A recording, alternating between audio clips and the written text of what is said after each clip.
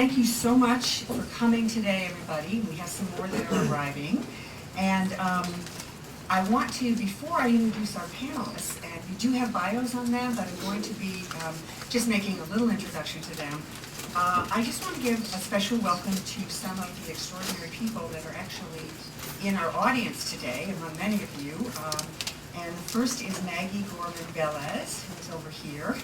And Maggie is with IDRC, the International Economic Research Center, which actually funded our work to add emerging economies to our philanthropy studies of how much money is going into countries. So we were very excited with that, and she is an advisor to the president of IDRC. It's Canada's premier research unit of their Canadian Foreign Affairs Ministry.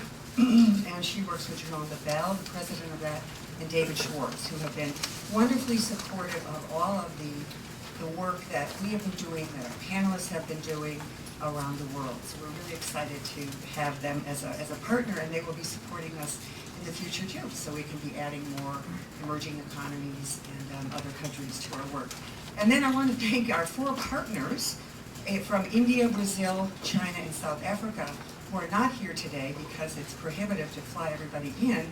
But I want to say that we're going to be doing an event with them in Istanbul with the WINGS conference, which is, WINGS is the Worldwide Initiative for Grant Maker Support. And they really represent all of the NGOs and foundations around the world that are indigenous to countries. So we're going to be doing it for them in Istanbul. But today they're here in spirit, and Yulia's going to be telling you who they are and the contributions that they make to this report. And then I also wanted to welcome Nick Dajcikivsky from the Mott Foundation, which I had to work all morning to pronounce his name. How'd I do? Shaking his head, good. He's a program officer with Mott, and we have been talking with Nick over the last couple of years because we so believed in all of the value that Mott places on community foundations, and they are going to also be supporting the continuation of this work over the next couple of years. So we're really excited for that. We have a nice strong base. Come on in, please sit. And also Mirza Jahadi, the CEO of Aga Khan USA, which is, those of you who know the Aga Khan Foundation, is doing extraordinary work at the local level throughout the world. And we're delighted to have you and Natalie Ross with us today as well. And I don't know whether Marjorie Daniels got here from, oh, I can see her. Where is she? Oh, hi, Marjorie. Good.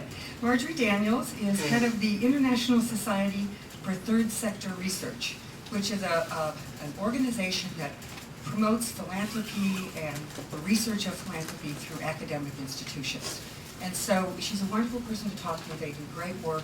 They keep up with all of the latest research on philanthropy, and we're doing some wonderful conferences that are coming up. So I hope those of you who want to ask her some questions afterward will do that. Now, all of these people, as I just said, are leaders in philanthropy, local ownership and development, community foundations, social innovation, data and results-driven programs, as are our panelists. So I want to first start in this. I'm going to introduce people quickly just in the order of their presentations, okay? And the first is Yulia Svanchek, who is the Deputy Director of the Center for Global Prosperity, of which I'm Director. And she has been our principal investigator on all of this research, really pulling together the approach, the methodology, and going over all of the results, and then putting it into a form, that makes sense for the world to understand. And she is also, I call her the chief javelin catcher, when the invariable bumps in the road that you have when you're doing international research, she gets to ride over them first, and then help us all smooth them out. So thank you for that. And she's going to present the data, which is wonderful. It's going to be up on the screen, and we'll just have not a lot of slides, but you're going to learn some interesting things. Second is Dr. Tomika Tillman, who is the advisor to the Secretary of State for Civil Society and Emerging Economies. And really, Tomika he's energized the State Department in working on philanthropy and working in the space of civil society to an extraordinary degree. He worked both with Secretary Clinton on this, and he stayed on with Secretary Kerry. So there's a strong commitment to this, and we're delighted to have him here. He's going to be making any comments he wants on the report, but also telling you how they're organizing on a global level. And third is Alex Tier, who was an assistant to the U.S. Aid Administrator, Raj Shah. And Alex is the Administrator for Policy Planning and Learning. And I really think aid, we were just talking about this, aid is really on the cutting edge now of what's going on in philanthropy, social innovation, and they're for a government agency beginning to push the envelope on new forms of delivering aid, working with partners. I feel that way about IDRC as well. I think you all, Maggie, are on the cutting edge too, so I'm going to give you both credit for that. And then fourth, Dennis Whittle, who is a dear friend, old friend, and he is now part of the leadership group of Ashoka.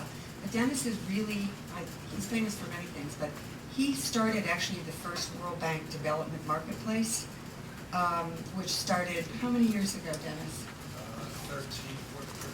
13, 14. This was before anybody was thinking about doing, supporting local entrepreneurs in government agencies and reviewing their business plans and helping out. And they're now, he told me before, that they now have 100 of these that are going on in different countries. He then co-founded Global Giving, and he's now working over at the Ashoka Foundation and helping Bill Drayton with their great work there.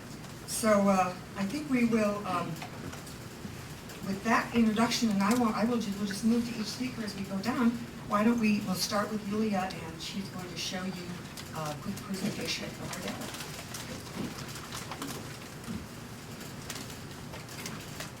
Thanks, Carol.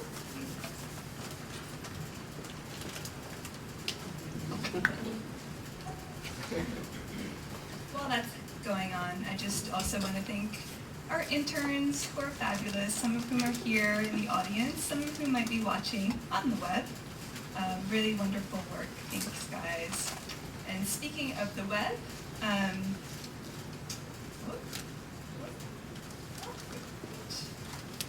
on button.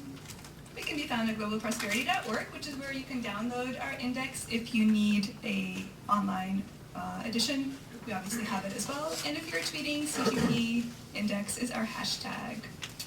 So, as Carol mentioned, this report is sort of the first that looks at emerging economies. In the past, over the past 8 years, our index has focused on measuring sort of total economic engagement, but usually we've focused on what the DAC donors, which is the Development Assistance Committee, what those countries give to the developing countries. And in the past, we've also, we were kind of the pioneering group that looked at international philanthropy from the US and from the other DAC donors.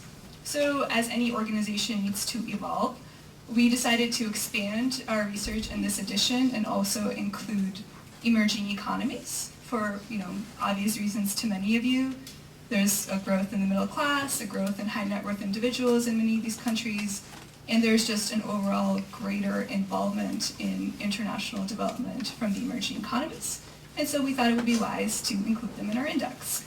So this year's index, in addition to the DAC donors, the 23 donors that we include, we also included Brazil, India, China, and South Africa. So not quite BRICS, but BICS. But in the future, as we expand this research, hopefully, well, not hopefully, surely those BICS will turn into BRICS, and we might add some mints. That's my joke of the day. Yay. So, next slide.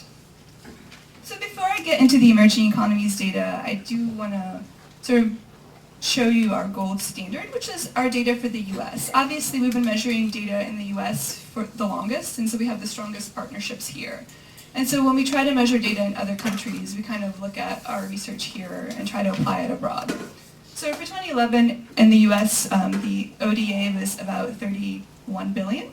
And then the second figure is the US private philanthropy. So that's philanthropy that goes from the US to developing countries. And so this is the one that we've been sort of working to get the most complete figure on. And as you can tell, we have it from a multitude of sources, right? We have foundations, corporations, PBOs. We've even done religious organization surveys to see what religious organizations give to international development.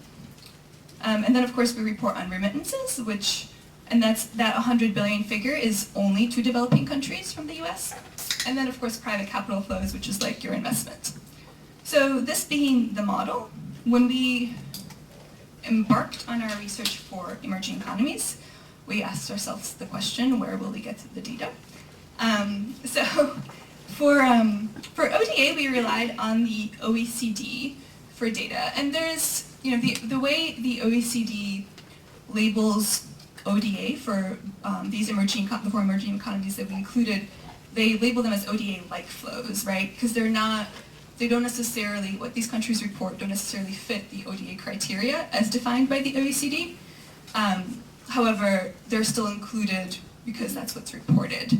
And there's other sources that you can look at to see other estimates on ODA, that's official development assistance for those of you who I didn't define it for, from these emerging economies.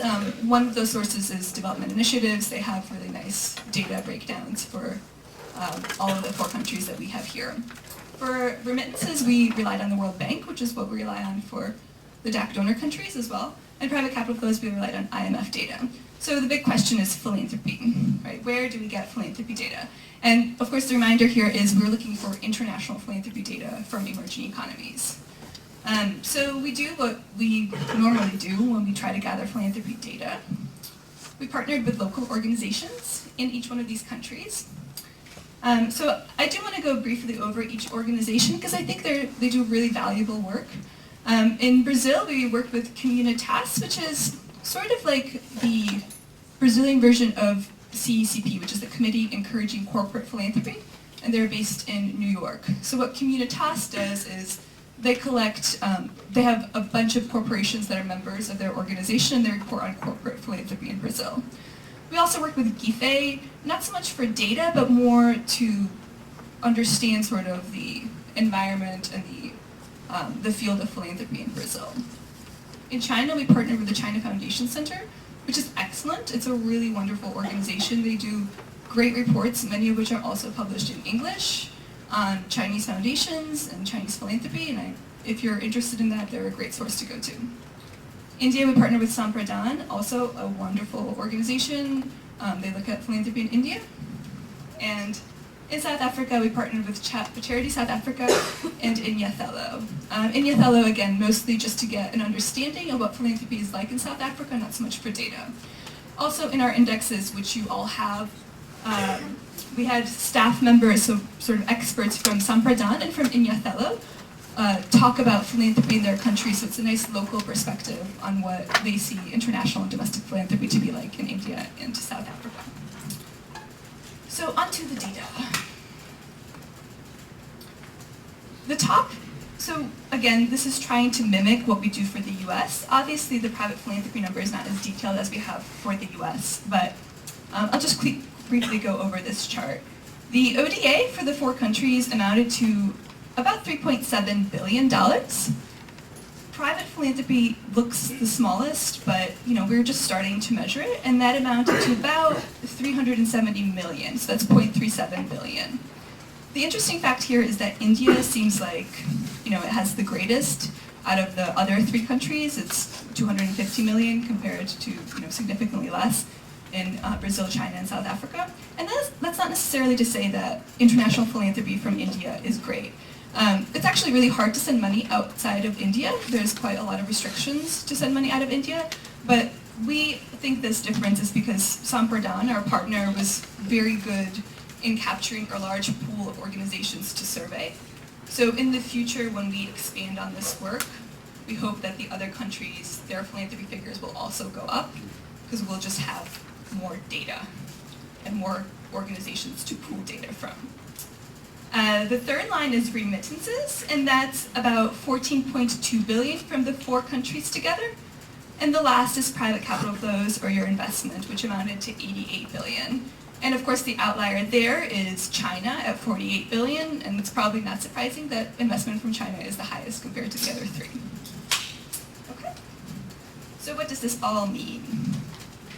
So when we look at the data from these 4 emerging economies, we find that, and we at CGP like to compare private to public data. That's sort of what we do here.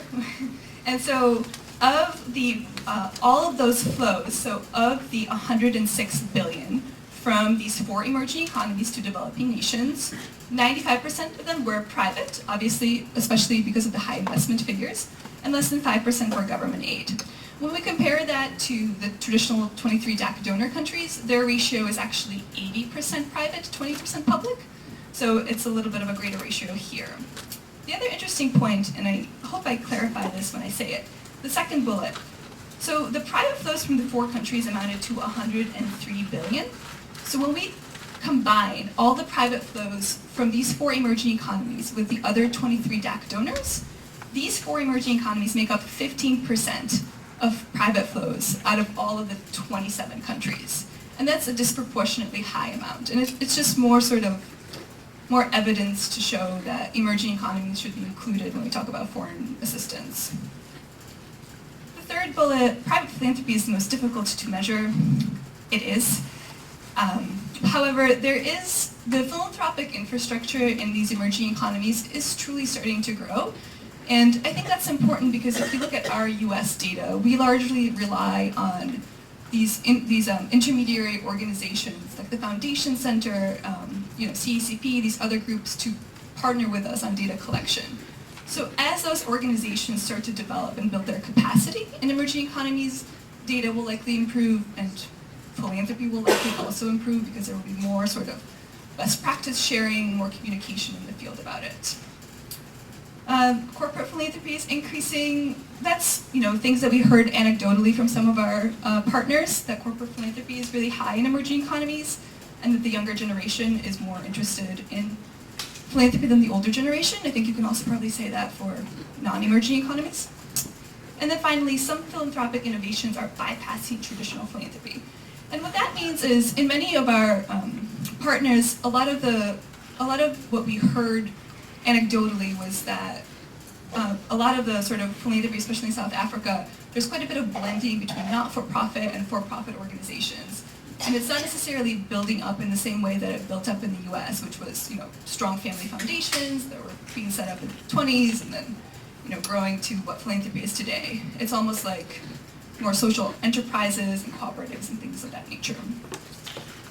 So when I talked about philanthropy here, it seems like a really small flow compared to the other 4 flows, right? But when you map philanthropy, so hopefully some of you can see this, when you map the philanthropy from emerging economies with the other 23 DAC donor countries, it's small, but it's still on the chart, So, and hopefully while our data measurements increase and improve, those numbers will increase. But at this point, even though it seems really small compared to the other financial flows, it's still mappable. Obviously, it's not as high as US philanthropy, but, it's worth to note and definitely worth to research. And then the same for remittances. When we look at remittances and we compare remittances from the top 23 countries are all the DAC donors and what their migrants sent to emerging or developing countries. And at the bottom is the 4 emerging economies. Again, very comparable. Yeah, just sort of more proving that emerging economies have a really great role in this. Okay.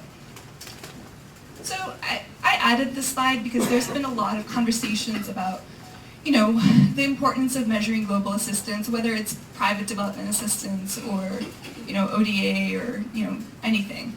And I think one of the sort of key factors that we always put first is that building local capacity is super important, whether it's in your philanthropic intermediary organizations or whether it's in your government to have better measuring practices of your ODA. And also creating a global standard, which is something that we try to do here at Hudson in terms of, measuring good data for the US and trying to encourage that kind of measurement abroad. I do think, there's Aid Data with their new amazing website, and IADI has been getting a lot of press. IADI, which is the International Aid Transparency Initiative. They're actually trying to encourage more foundations to join and to report on their activities. So not just governments, but also foundations are now starting to be a little bit more transparent about what they're doing internationally. And then finally, encouraging policy leaders to engage with philanthropic organizations. I think the US model is really great. I'm sure Tamika and Alex will probably mention it. You know, the US government has been really great at engaging with foundations and with corporations, and sort of pushing that model, not pushing it, but encouraging it in other countries, I think would just lead to, you know, better measurement and more coordination rather. So these are kind of my fun slides. In each index, we write success stories, which are sort of highlighting organizations that do these great projects in international development. Excuse me.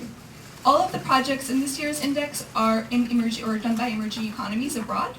And I just hope to have a little bit of time to highlight some of them, and you can read them as well. I'm only highlighting about 3 of them, possibly 2, because I'm on a time limit. But this is a really great project that's showing sort of true philanthropy from Chinese high net worth individuals. And I know China has been getting a lot of negative press due to their lack of response to the Philippines typhoon. And often, sometimes Chinese CSR also gets a little bit negative attention in terms of the motives behind it.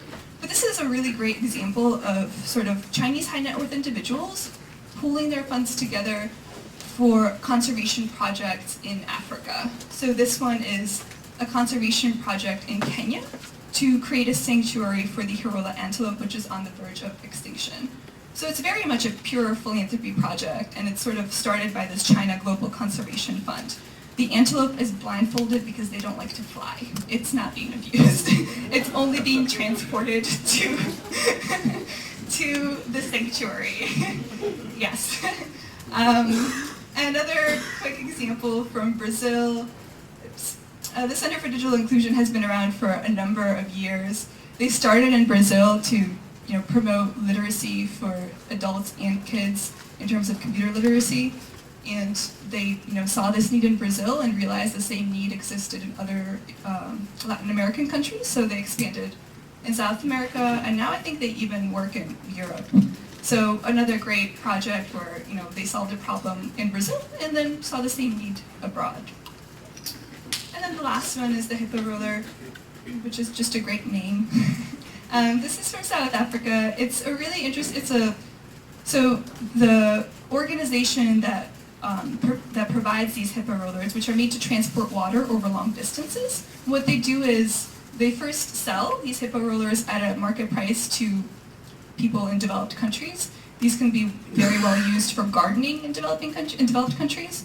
And then through those funds and also through donations from abroad and within South Africa, they then also donate these hippo roller devices where people have to transport water over long distances. And so now they work in over 20 countries in Africa, which is, an organization in South Africa doing work in all over the African continent.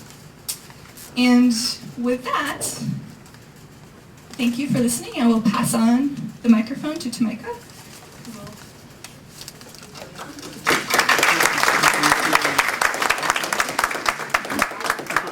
In the middle of it. You're welcome to stand or do it from here, whatever you want to stand. Okay. Maybe they can see you a little better that way too. Thanks, Tamika. Thank you. My great pleasure. Well, let me begin by congratulating Yulia and Carol for the superb work you've done in this report and Hudson more broadly.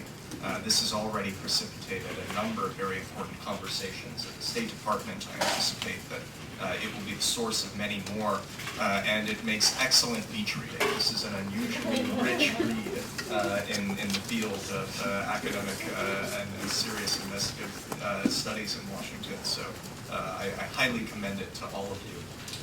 Beyond that, I'd like to just say a couple of words about where we are at the State Department in terms of our interest in philanthropy, how we got here, and then where we're going. And it's easy for me to articulate our current interest, and here I'd like to turn to page 3 of the report. Carol's director's welcome says, the new focus of our efforts is to help strengthen civil society to grow philanthropy in all countries, and particularly developing countries. We could quote this as the mission statement for the State Department's work on philanthropy as well. This is what we care about. This is why we feel that these issues are absolutely crucial. But it's also, frankly, a relatively recent area of interest, as Carol alluded in her remarks. And so with that in mind, I'd like to say just a few words about how we got to this point, where we have recognized now that philanthropy is absolutely essential to supporting civil society around the world, and an area where we need to invest greater attention and diplomatic bandwidth in our work. As many of you know, the State Department has been engaged in strengthening and supporting civil society organizations together with our very strong partners at USAID for many years. And the pattern that emerged in too many instances, frankly, is that in the aftermath of a major political transition or a natural disaster, the international community, including the United States, would deploy a lot of resources that were used to build up civil society organizations and strengthen activists and create the civic infrastructure that could allow a society to move forward in the aftermath of those shocks. But in too many instances, the interest of the international community would wane after a period of a couple of years. If you were very fortunate, maybe it was a couple of decades, and move on to other challenges in other countries. And in the aftermath, unfortunately, in too many instances, outstanding organizations that had been built up with this initial infusion of resources withered and atrophied in the absence of more sustainable sources of funding and diversified sources of funding.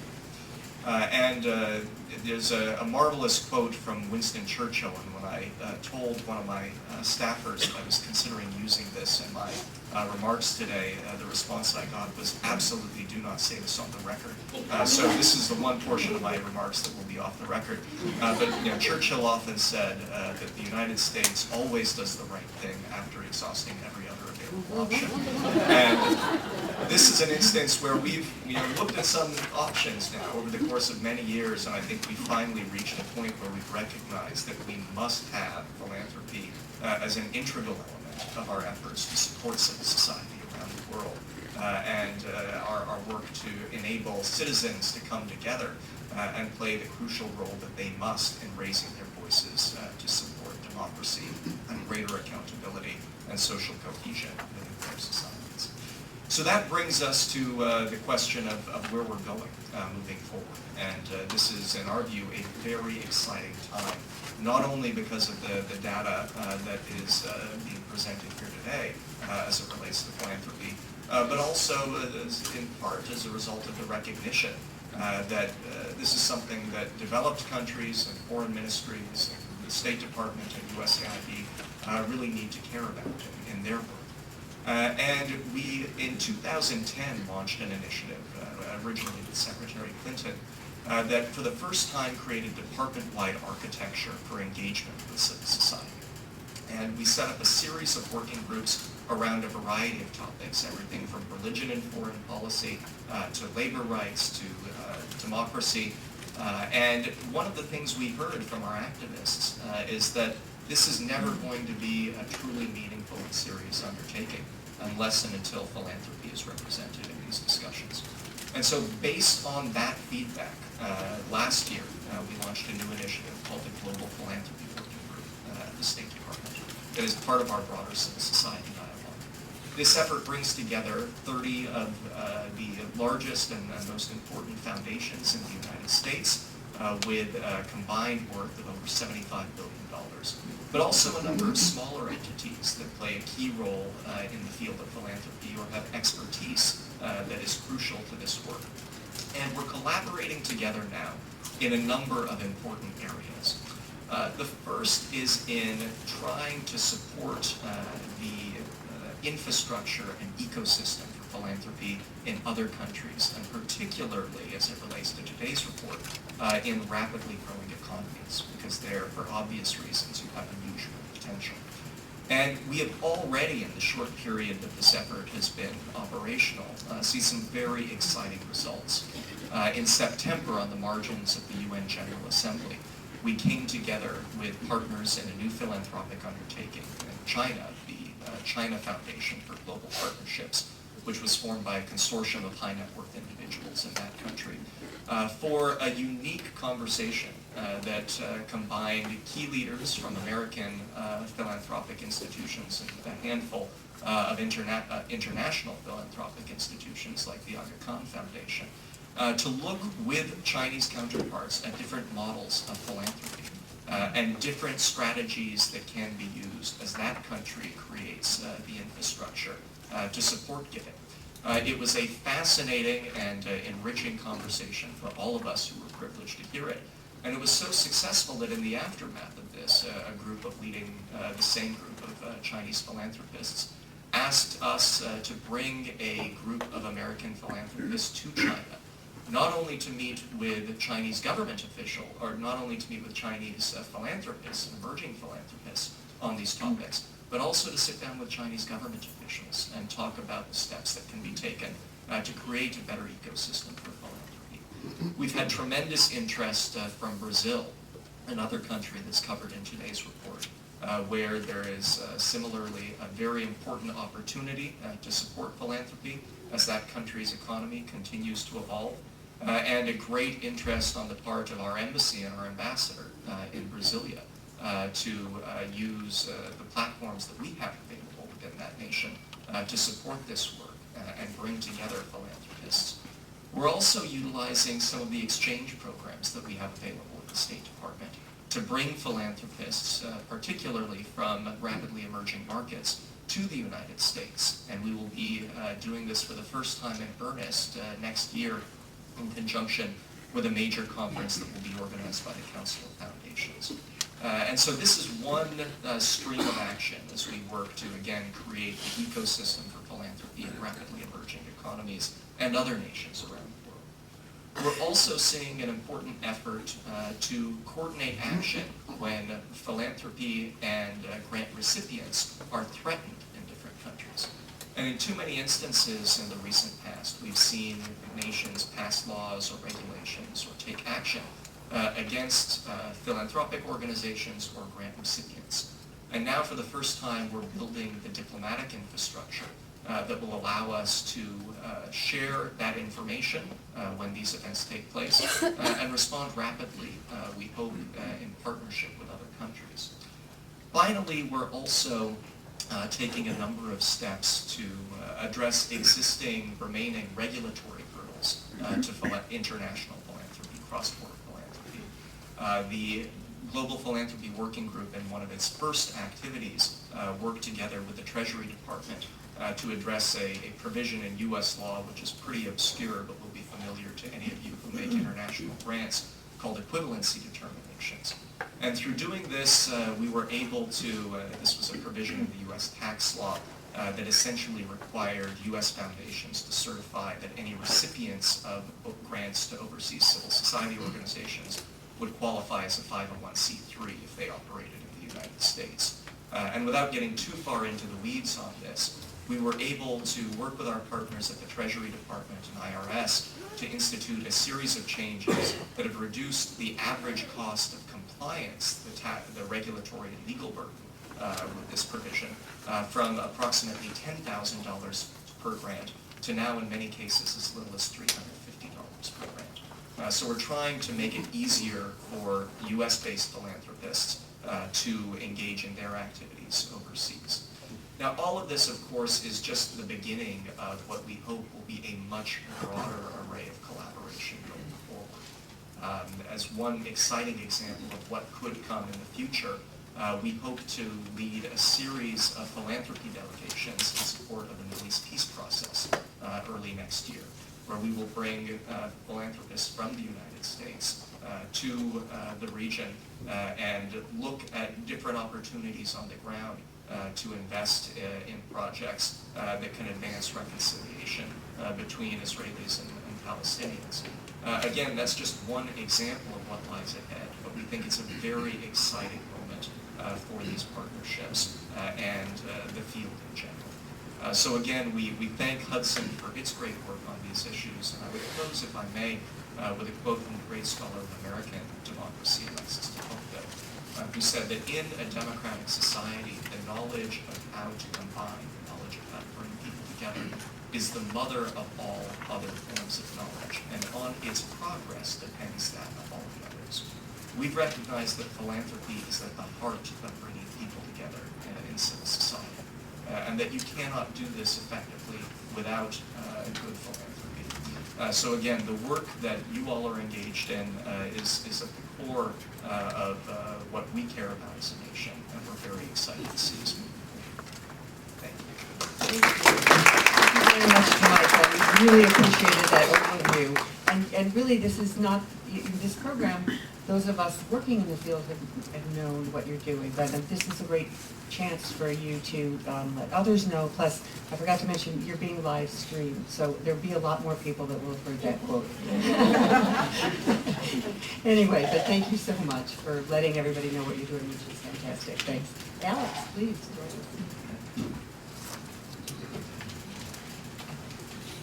Thank you so much. Let me start out by reiterating how valuable this report is and the work that Carol and the Center and her colleagues are doing. I can illustrate that by starting out with a story. When a few years ago I was responsible for USAID's assistance to Pakistan, I went to the Punjab province to see a project. It was a new project just getting started, and it was USAID had decided to co-invest with the Nestle Foundation, the same Nestle that you're picturing in the form of chocolate bars and whatnot. And what Nestle does, of course, in many parts of the world, including Pakistan, is milk. They collect milk, they sell milk, they dry milk. But they were having a problem because despite the fact that, of course, people want to buy milk and they want to sell milk, they couldn't find enough milk that they wanted to be able to buy. And at the same time, there was another problem, an even deeper one, which is that a lot of the people in Punjab are deeply in poverty, particularly women. And so USAID and the Nestle Foundation developed a project which was to enhance the grade of dairy cattle, which can be done with one round of insemination. It takes about 3 years to improve the stock. And it turns out that with just that one step, you can increase milk production by 3 or 4-fold. And by training a bunch of women and providing them the resources to be able to make their one cow produce 3 to 4 times the amount of milk that it had previously produced, a couple of things happened. First of all, for the first time, these women had extra milk because most of the milk went to feeding the family. So family nutrition increased, and at the same time, they had milk to sell. Now, having milk to sell is terrific, but it's not always that easy unless there is a market structure and a supply chain to be able to make it possible, because milk spoils quickly. And as we know from the United States, let alone in countries like Pakistan, so much of the produce spoils on the way to market. But because Nestle has expertise in being able to get milk at the source and capture it and then make it saleable, this partnership with the Nestle Foundation has had a dramatic impact on thousands and thousands of women whose income rose between 20 and 30% in about a 2-year space of time. And the reason I highlight that story is one, that I saw it up close. And it really embodies a couple of really foundational shifting trends that are happening right now in the development community. The first is what you've already heard today. And that is that it used to be that we thought our money, our taxpayer money, overseas development assistance, was the main driver of a lot of development funding. Insofar as that was ever true, it is no longer true today. In fact, I have had up on my wall a pie chart that is something that is basically replicated in the beginning of this report that shows what proportion of overseas development resources make up flows into developing countries today. It's about 10%. And so the first fundamental realization is that if we're going to be able to make a serious difference, we're going to have to take account of the much larger flow of potential resources. So first of all, that's an incredibly positive story, because it's not as though, in fact, it's the opposite, that we suddenly went to 10% because we were giving less. In fact, overseas development assistance from the United States has steadily climbed over the last decades, as has many other parts of the world. But the true amazing story is that so many other resources are now being brought to bear for investment in the developing world. And so that's a tremendous story, and our challenge fundamentally has been to figure out how to harness that, how to leverage those resources so that the money that we are putting in, and that our taxpayers are putting in, is having that much more impact and that much more potential. And the second fundamental shift, I think, that is going on in the development community, and which is also in some ways embodied in this report, is around transparency and around accountability. We have for too long not known enough about where our investments are making a real difference. We do a lot of reporting about where the money goes, about what sorts of projects we spent it on. But it's really been a revolution in the past 5 to 10 years within the development community of our need and ability to measure where that money is going, what impact it's having, and ensuring that we are making evidence-based decisions to be accountable for those resources. Reports like this one enable us tremendously, first of all, to have transparency about where there's money and where it's going, and that's absolutely fundamental. Some of the things that you mentioned in terms of BIADI have actually been revolutionary in terms of the amount of data that you can get. For the first time this year, USAID has put up transaction-level data for where it spends our money around the world. And in fact, it was overwhelming. It was overwhelming to us in the State Department to be able to get this information out. And the data itself is overwhelming in terms of being able to make sense of all of it, because it's a massive amount of data. And that's what transparency brings. It doesn't always bring immediate clarity, but what it does is it gives us much better tools. And so the combination of this incredible new base of resources and our own understanding is helping us to understand better how to fulfill some of the tremendous ambitions that we have globally for development.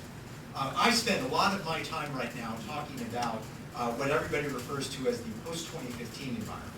And what that is that in 2015, the Millennium Development Goals that were established will be complete. Whether or not they're complete, they will come to an end. Many of them are not complete. And now there's a debate going on about the next set of goals. One of the most remarkable of these, which has already been highlighted by President Obama in his State of the Union address this year, was a challenge that the United States, together with its allies, would work to end extreme poverty on this planet by the year 2030. Now that sounds like such a remarkable statement. In fact, it sounds like the type of things that we're used to hear beauty queens and others say on stage. What do you want to do? Michael wants world peace. Carol wants to end extreme poverty by 2030. But the amazing thing is that we actually believe that this goal is within reach. 1.2 billion people today are living under $1.25 a day. But the other side of this remarkable story is that since 1990, and this was Millennium Development Goal number 1, to cut the number of people living in extreme poverty in half, the percentage of people. And that goal was achieved, and it was achieved 5 years early. In 1990, 42% roughly of the planet was living under $1.25 a day, or at that time $1 a day as it was measured by the World Bank. And that has gone under 21% today. And so there is at the same time this growing appreciation that all of these resources that are being made available for investment are making an enormous difference. And this is not just a China story, although China had a huge amount to do with it. For the first time in recorded history, as far as we know, the rate of extreme poverty is dropping in every single region of the world, including in sub-Saharan Africa. And so you have this amazing trend going on of enormous numbers of people rising out of poverty, and at the same time, significant new resources coming in to rise to meet these challenges of development. And so what I want to just talk about for 1 minute to give you a couple of examples is what we've been referring to in many ways at USAID as the new model for development, which is a lot of what Tamika just articulated. The other major trend, Carol and I were talking about this, and she said at the beginning of her remarks, that I think that USAID and our government as a whole, and this is starting to be true of other governments as well, have undergone a revolution. We have opened our doors to partnership in a way that did not exist before. We have more types of partners and more types of partnerships, and these ideas are just kind of exploding all over in terms of how we partner. Let me give you a few examples to make that real. One of the biggest and the most important is something called the New Alliance for Food Security and Nutrition. This was launched about 5 years ago, and the New Alliance brings together $4 billion of investment, 100 different companies, 100 different countries, I think about 17 different countries, and a bottom line goal to lift 50 million people through agriculture out of extreme poverty. And this new alliance in many ways is embodiment of what I'm talking about of this new model. Because first of all, it is driven as much by the private sector. And this story about Nestle is a story not just about providing aid to people. It's about connecting people sustainably with markets so that when you've done that, they will then be able to continue producing for the long term and will no longer require that assistance. And that has meant a fundamental shift for corporations. Because what it means is that it's not just about social responsibility, what's known as corporate social responsibility. It's about bringing corporations into the main line of development. It's about aligning their business interests with the interests of development. And when you do that, you get one of the most powerful motivating forces for economic growth that exists.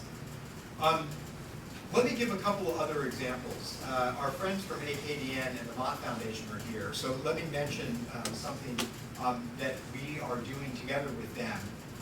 Launching a fund to support community foundations. One of the reasons for that, that my friend Mirza articulated very well, is that one of the fundamental origins and bases of philanthropy is actually community-based philanthropy. Of course, people start often and do that from home. And so I think that there's a belief that if we can invest in the idea of community foundations, which is something that has been enormous here at home, that will help to raise both the infrastructure of and the notion that giving through philanthropy actually creates the sorts of resources that people want in the land. It infuses local ownership. One of the most important things that we're doing right now through something called the Global Partnership for Effective Development Cooperation, which grew out of Busan and the Busan process, which was about effective development cooperation that happened in 2011, is that this group has really focused very intensively on one issue, led remarkably by Nigeria, and that is called domestic resource mobilization, which in some ways is a fancy word for taxation or for just giving. But the idea is fundamentally that the biggest single untapped source, and in fact tapped source, for all of the things that we tend to do in development, whether it's funding education or healthcare, comes from domestic resources.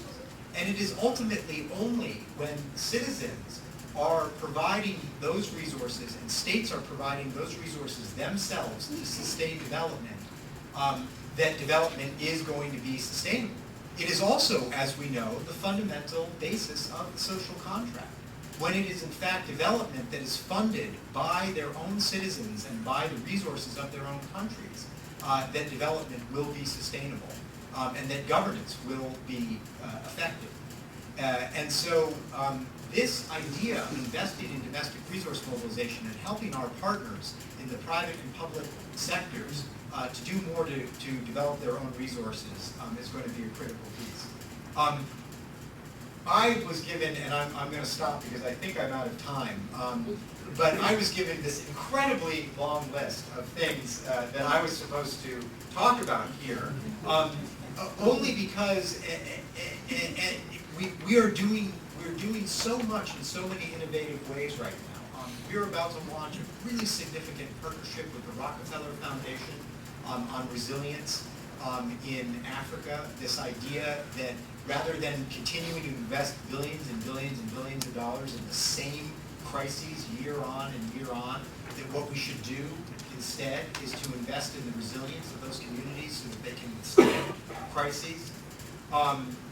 We have the Development Innovation Ventures, which has been, this kind of private sector competitive notion of putting out ideas and letting people come in with new and innovative ideas on how to do them, and then we fund them through stages, like Silicon Valley investment firms might do.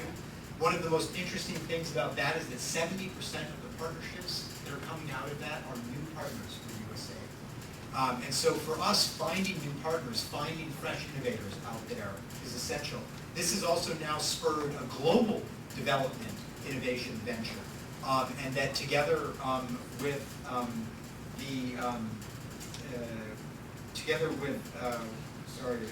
the name of the foundation, with Midyar Foundation and DFID, we have now taken this to be a global program as well.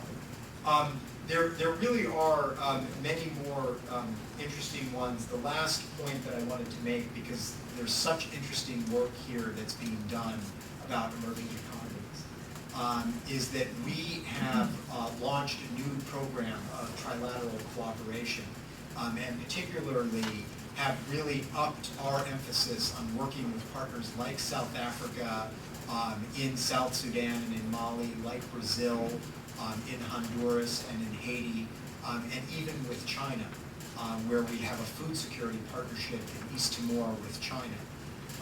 We see incredible promise in trying to work with these new donors that not only are official donors, but also have an enormous amount of philanthropy growing.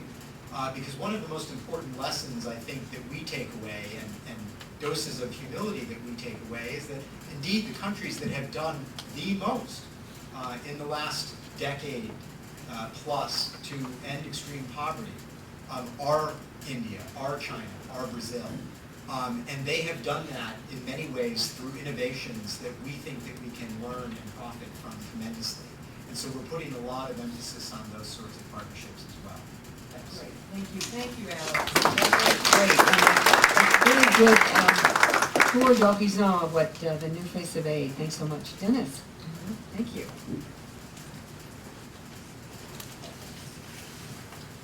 So, thanks, Carol. And it's nice to be back at Hudson with Carol, because one thing that always impresses me about being here is, even though I come from the other end of the political spectrum, I always find common ground here at Hudson with Carol. And she has done something with the work she's led here that really has bridged political divides in a way that is kind of rare these days. And I just want to tip my hat to you for that. When you started, it was a Republican administration, and you kept going strong in a Democratic administration. And it's because you're talking about things that aren't inherently political. They're things that we all care about. We're just trying to see it work. So, hats off to you. I should also say that Carol has got the ability to attract good talent, and I put her on notice that at some point I'm stealing Yulia, because Carol is kind of the figurehead here, and we know who really does the work. That's not lost on us. No offense, Carol. There's a certain value to people. So, Carol started talking. Hudson started talking about the topic of philanthropy way before it's fashionable. And it's now coming into its own. Crowdsourced philanthropy is really coming into its own. This past Tuesday, we had Global Giving. We raised online $561,000 in 14 minutes and 19 seconds without any problems with the site, I should say. We had thousands of concurrent users, and when I saw that happen, seriously, on Tuesday, I thought that this whole field is really starting to mature. We launched Global Giving 10 or 13 years ago, really. It seemed like a crazy idea. It was a very immature thing. But now it's really something that's come in to its own. I do want to say thank you to Mutt Foundation. You probably don't know this, but 12 years ago, your president made a $100,000 grant to Global Giving, and it's turned into way over $100 million. So thanks for that. Also, just to reinforce, I mean, a lot of my thunder has been stolen already because you've seen the changes at the State Department and at USAID. For those of you who've been coming to these things since it started, I mean, what can you say? What can you say? It started out as sort of a pitched battle between official aid and philanthropy, and remember those days? And, you know, Carol would be up there arguing with somebody, and now you have USAID struggling mightily against its, you know, procurement and all that stuff that you're dealing with, but making huge progress. And State Department, if you're ever invited to a conference there on public-private partnerships, they are actually worth going to now. Because real things do happen. And that's, I mean, I'm kind of making fun of that, but these are fundamental changes in the way government and private sector and civil society are interacting. Real conversations are going on as part of USAID and its State Department. And that's pretty amazing, and it's pretty recent. I have been very happy to be part of the movement, and I remember back in my old World Bank days when Donnie Kaufman and his group started the Doing Business Report, and I scoffed at that. I was from the main operations part of the World Bank, and I was part of the bank that was spending hundreds and hundreds of millions of dollars on private sector development projects. And we thought some silly little index was trivial and should be marginalized on the side. What the Doing Business Report has done for private sector development at an extremely low cost has greatly exceeded everything else I worked on in private sector development at hundreds and hundreds of millions of dollars. And so when I saw what you were doing this year with the philanthropic freedom thing, even though I know it's in the early stages, this is going to have huge leverage. This could have huge leverage. So I just want to tip my hat to you for doing this and the supporters for getting behind it, because that will be money extremely well spent, without any question. If you take care of it. Thank you. So I, 13 years ago, I left the World Bank to start co-found Global Giving, which is a platform for international private giving. And it was based on the experience that I had while at the bank, that a lot of individual initiatives, bottom up, could have a much higher impact per dollar spent than what I had been spending money on. And it was a struggle to get started in the early days, early 2000s, with Pierre Omidyar. So Pierre was one of my early backers along with Mutt. It was a struggle to get started, but it started going pretty well by 2005, 2006, and most Fortune 100 companies use it now. And it really built up a lot of steam, and I was feeling pretty good about it and about myself, until one day, this young guy. Has anybody here ever had a 6-year-old child? Okay, so you know they're always asking, why? I had a 30-year-old, 6-year-old child working for me, and he said, Dennis, you know, how do we know this global giving thing works? And I was like, just come on, I don't have time to discuss this. I said, it works because we're getting money to grassroots groups all around the world, and they're community-based, and therefore they know what the communities want. So stop asking me. He said, how do you know that? I said, it's obvious, Mark. Don't, there's somebody here from that office, so don't mention who this is. I said, it's obvious. Why do you have to keep asking this? He was bugging the crap out of me. Finally, I said, well, why don't you just go ask people if you want to know? And he said, okay, I will. And before I know it, he'd gotten some funding from Rockefeller Foundation. And he went out and asked 60,000 people in Kenya and Uganda who were living in areas where there were global giving listed projects. He asked them what they cared about in their lives. And then he compared that with what these community-based groups on our site were actually delivering. And I can remember sitting there when he was coming to my office with the results, and I was like, this little pump, 6 years old. And he put the results out, and they were pretty shocking. They were pretty shocking. There was a big divergence between what those 60,000 people said they wanted and what these community groups were delivering. And I asked him to go back and look at the numbers again. I made him recalculate, I made him retabulate, I made him do everything. It always came back the same. And so we told the community groups on the site, we said, here's the results of these surveys, these stories. We call it the storytelling project. And they were very angry with us. And they said, we thought global giving was supposed to be helping us raise money, not sandbagging us. And it was a little bit of a crisis. I don't want to overstate it, but it was a significant crisis because it challenged our mental model, our logical framework of what we were doing. And so we went back we started talking to some of these community groups on the ground, and we said, one thing marketplaces should be about, and global giving is a marketplace, should be about finding out what consumers or users want and getting it to the producers in the fastest, lowest cost way possible. And so we're not going to penalize you, and this isn't about calling out your failings. We're going to try to work with you to provide you market data.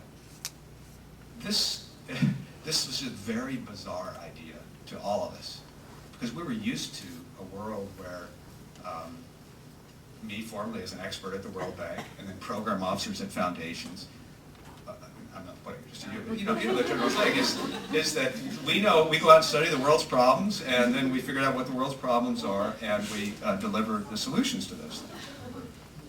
So I started writing a little bit about this at the Center for Global Development last summer, where I was a fellow. And there was a remarkable outpouring of comments on my blog post about it, where I started talking about what if we could develop mechanisms to find out what people actually wanted and whether they like what they're getting. It seems like kind of a simple idea, but something that was a little odd in our space. And there's a huge outpouring of support.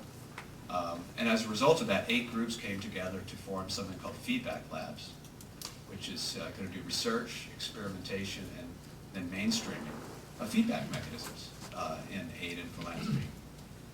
And when we were starting this, another sort of 30-year-old, 6-year-old, came up to me. I cannot stand, for some reason when people turn about 30, they're the most irritating, no offense to the 30-year-olds. They said, why does this have to be just about aid and philanthropy? And I said, well, that's because we're in the aid and philanthropy business. What do you think? And he said, yeah, but shouldn't this apply to governance more generally? And I thought about it for a while, we thought about it for a while, and we realized that was pretty obvious. That if we can make progress in this area, that it's not just about finding out what citizens want and how they like it for the sake of philanthropy or aid, but because of what Alex was talking about, for domestic development, governance, and democracy in general. And very profound thing this guy raised. So let me just finish with a little challenge. Carol asked me to be challenging and throw some cold water on her philanthropy index. So, not cold water, but challenge. So here's the reality check. Sorry. Here's the strange thing. In the last 6 months to a year, it's not the philanthropy sector that's moving most quickly to get a grip on feedback loops and what people really want and whether they're getting it. It's oddly enough the official aid industry and the White House and USAID and the official agencies. This is a very interesting phenomenon. In a couple weeks, I'm helping the White House and OSDP put on a conference on this topic for U.S. government agencies where aid and other people are there. The World Bank has recently announced internally that going forward, all World Bank projects will have feedback loop, beneficiary or what we call citizen feedback loops attached to them. They don't know how they're going to do it, which is a problem, but they've announced the intention. So the challenge that I'd like to end with here is, where is philanthropy in this? Where are the insulated foundations who care mostly about their boards of directors' response? We were talking about this earlier. Where is philanthropy on this? And when will philanthropy, the sector as a whole, expose itself to feedback loops to find out really whether they are delivering what people want and whether people like So I'll leave it with that. Thank you. Great. Thank you, Dennis.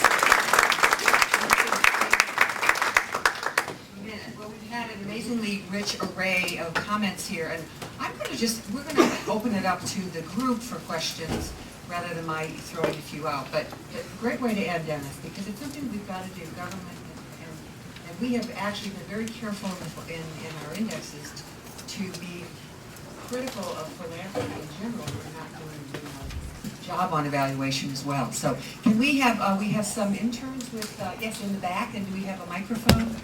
And then we've got one on the front. Hi, thanks. My name is Will Davis with the United Nations Development Programs Office here in Washington. Great. Just a quick question, mostly for Yulia, but welcome comments from anyone else in the panel. Emerging countries' development programs or assistance programs look very different from many Western programs, but you talked about philanthropy starting to take off in emerging economies. Do their philanthropic enterprises or foundations have different or unique aspects that are quite strikingly different from what we see in kind of a Western model? Thanks. So I'll take that question now, and then we'll get to the next question. Thanks. I just spoke to one of your colleagues yesterday. Great question. I mean, yes, of course, ODA definitely differs between emerging economies and, the DAC donors. In philanthropy, so what we found was that there is quite a bit of corporate involvement, particularly in Brazil. And then, in some cases, so when we went and surveyed these groups, these intermediate organizations, we said we want to get international philanthropy. The original response was actually very shocking because, if you go to India and you say, we would like to measure how much India gives to developing countries, the people that we were asking to do some of these surveys, their initial response was, but there is so much poverty in India, all that money should be going to India right now. We shouldn't be focusing on international philanthropy. But in the end of the day, there was still some figures that were actually, supporting that.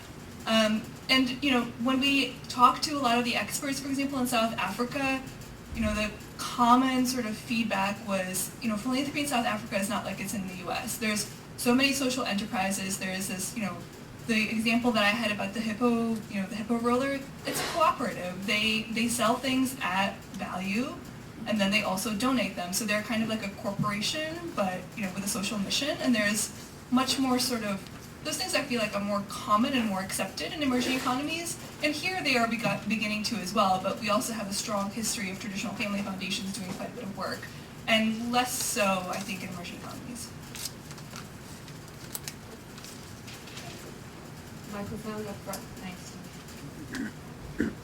Yeah, we put it in the report, and I think in the op-ed that I did, we kind of summarized it to what Julia was saying, as we can't really call it a trend, because we don't really have enough data points, but for the beginning, we really saw more in the philanthropy, more social innovation, local ownership, transparency, and kind of, just like with cell phones, they left over the landlines in Africa, leaping over some of the traditional philanthropy, which, looking at more of bang for the buck and how to make this sustainable. But this is the very beginning, so we call it highlights in our report, not trends. So. Yes, Nick. Hi, Nick Dachikowski with the Charles Stewart Monk Foundation, and I'll get to asking a question, but first I want to very slightly, respond to Dennis's challenge. Which one of the strands in that direction that we've been involved with several of the partners here is supporting community philanthropy, which at its core, I would call it local resources for local needs. So creating some kind of structures that whereby local assets and local resources can be surfaced, pooled, and in a collective way used to respond to the needs of communities, which implies local assets, local capacity, local trust, that the people themselves will own their own development processes and be totally engaged with them, rather than program officers from overseas coming in, looking, assessing, or hiring experts and saying, oh, that's what you need to do. Giving them money, and then after 3 to 5 years saying, bye, we're out, and then it's it's not there, because people on the ground never bought in and really thought, contributed resources, and owned it. So this idea of co-investment is important, and we've actually worked primarily with the Aga Khan Foundation, the Rockefeller Brothers Fund, now USAID, in a global alliance for community philanthropy. We're hoping to engage some more partners in that process to support this idea of helping local philanthropy develop in places around the world. So that's a little bit regarding to the challenge. I've actually even challenged global giving, by the way, to think about, and Maria Qureshi is thinking about it as well, that it shouldn't be just about transferring the resources over to some organization somewhere in the developing world. How can that process also build the capacity and bring in local donors into that process? So it becomes much more than just about the transaction, but about capacity building. And of course, global giving understands that. They feel that they're not just about giving money to those organizations, as they've told me, but about building the capacity on the ground. But there still is work to do to try to do things to stimulate that local philanthropy so that it's there on its own as well. Okay, enough on the challenge. So the question is, related to that, is how do we also look at ensuring that the kind of work that gets done on helping to stimulate philanthropy isn't just about the money and counting the money and figuring that it's because there's large amounts of money, that means that civil society is being sustained and development is happening. This is, of course, a challenge to all of us, but what I'm hoping is throw the challenge back in the form of a question, that we also don't get caught up, because you'll get very wealthy people in, be it Nigeria or Kenya or South Africa or China, who will end up doing what large foundations from the U.S. are often accused of saying, here's money and here's what you're supposed to do, and just why don't you just go ahead and do it and take the money without the people who are most affected being involved and engaged in owning the process. Thank you. Nick, Dennis, or do you have some comments? I've never known you at a loss for words, sir. Well, I think that's the nub of it. I mean, it's the nub of the matter. What's exciting now is that we have tools available to us. We've cognitively come to this place, and now there's tools available. We can experiment with things and see what works to overcome the power dynamic that had to exist in the past because really of lack of tools, lack of communication, etc. And so I think we're entering a period of exciting experimentation. It's a little unnerving. And one of the things that I've been thinking a lot about recently is, what does this mean for the job of program officers and experts? My old life used to be analyzing and figuring out what people should get. And that's how I built my status and self-esteem based on that. Seriously, I'm serious about this. But, and that's the case with World Bank economists, with USAID program officers, and with foundation program officers. How can you help them begin to lead conversations with communities about what they want, injecting in expert advice, but not expert commandment? So if you think about that as the new job of the future, to me that's really exciting. Can I respond directly to that? Yes, you may. This is Mirza Jahani from Aga Khan Foundation. I'll first of all thank Nick for saying all those wonderful things about our partnership, and I concur completely with that. We've been also looking at our modus operandi with the Aga Khan Development Network and how do we go about implementing programs. There's one dynamic that's there, it's a strong dynamic that's emerging, which is that the locus of expertise and work is going to be out there. Yeah. Yeah. And those of us like you, Dennis, have made a career out of being in the bank or in being in DFID or in the investing capitals, will have to embrace this notion that if we really want to do development work, we need to be out there. Enhancing the delivery of the programs, the delivery of the work that we're trying to do. my question to you, and which is part of my worry, is, and it happens to be that this is a month of all sort of conferences and workshops, so I'm getting about 3 or 4 different aspects of this sort of problem, which is everybody thinks that technology and feedback loops and knowledge and accountability is going to be is going to allow us to do a better job, and it's going to be faster. But everything I know about development is that it takes time. It takes time to work with communities. It takes time to understand what is it that precisely they want. Are we really driven by what they want, or are we driven by what we want to do?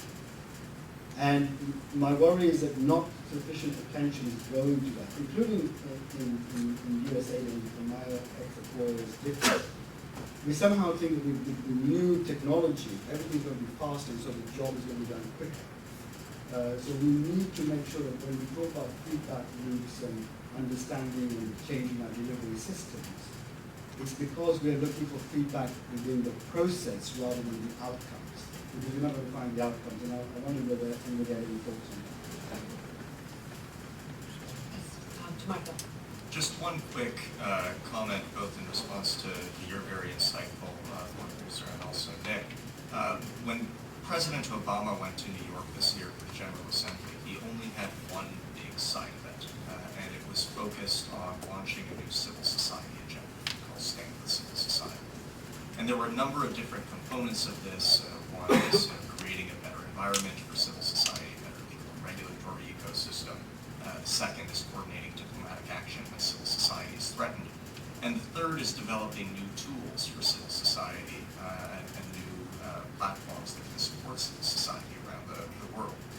And as we have started the process of following up on that commitment together with many other governments and partners in the philanthropic community who participated in the launch of this agenda, it's been very encouraging to see.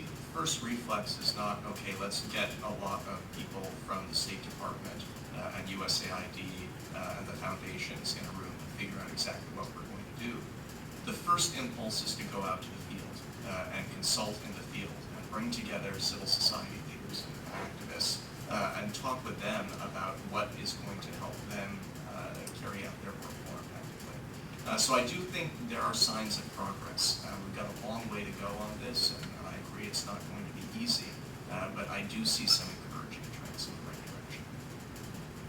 I would just add something really quick, partially in response to something that Dennis said earlier. I mean, at the end of the day, there's no substitute for local ownership than local ownership. And figuring out how, and this has been a struggle for USAID in the last couple of years in increasing the amount of money that we invest in local partners, is that it's simultaneously necessary to make sure that resources are actually in the hands of local decision makers, which not only has the effect of local ownership, but it also has, I think, the potential to be that capacity builder that then eventually takes you to the next stage of having an entity that ultimately will be able to stand on its own legs.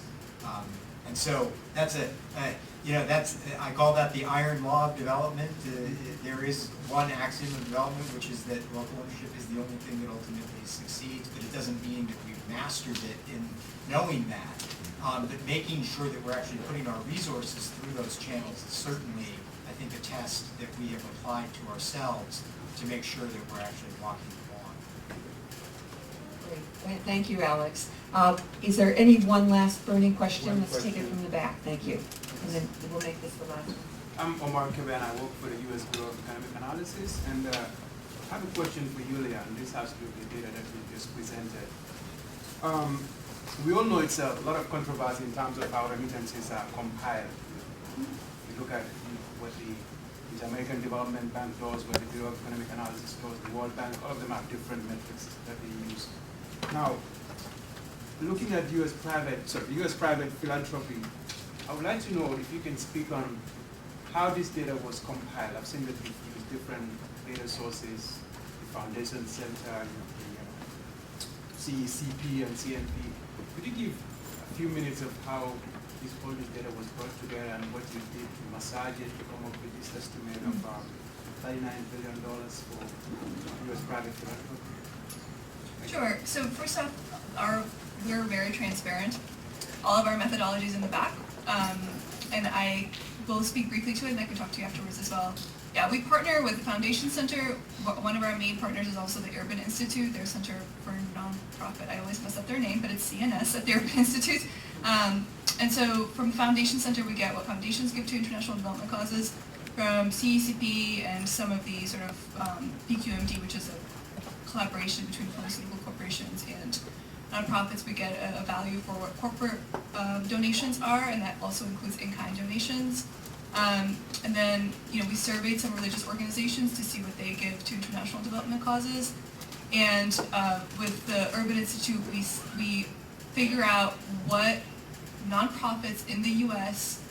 get and how much of that from private donations and how much of that they spend on international development causes. And what we work with the Urban is to make sure that we don't double count. So whatever nonprofits get from foundations is not sort of counted in the foundation number, is counted in the foundation number but not in the nonprofit number.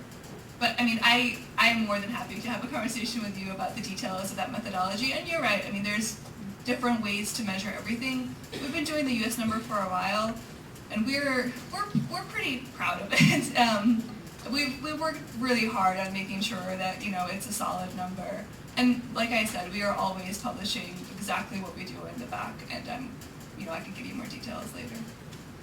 Good. Well, I want to thank everybody here. I know how busy everybody is, and we really appreciate your coming. And this was a really broad perspective, too. And thanks for the reality check and the challenge notes.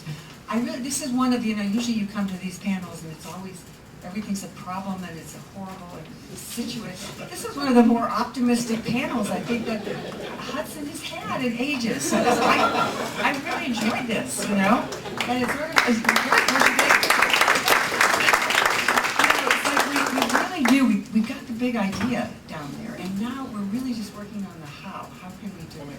And I wouldn't say we're tweaking yet, but we're finding the ways how to do it, and there's some wonderful agreement. So thank you for coming and sharing that optimism. This is great as we move into the holiday season. So thank you all for coming.